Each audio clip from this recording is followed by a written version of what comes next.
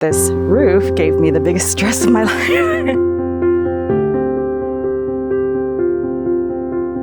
My name is Patricia.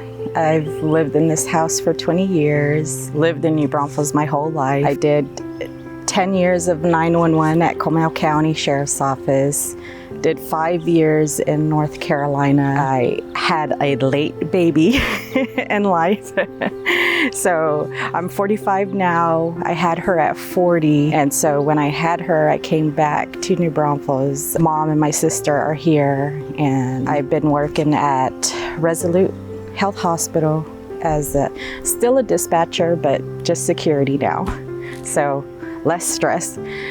But this roof gave me the biggest stress of my life. The roof was old, and I didn't know that you're supposed to get it replaced. We had like some really bad weather and stuff. It was scary. It was so scary because it's like already at one part of the house, which was over our bedroom, a piece of the ceiling had already came in, and so it was like when it would rain, it would pour. We'd have to put buckets to catch the rain. Some of the money that I was able to raise, I used that to get it patched up. After that, another portion and above another bedroom, same thing happened. It was just scary. It's like, oh my God, we're gonna lose this whole roof. I don't even remember what the insurance company said, but they sent an adjuster and they're like, there's no value to your roof, so we can't really cover anything. It was left to me. Everybody quoted like $10,000. Well, people don't have $10,000. And of course I work part-time because my little one, I take care of her. And so it was just like,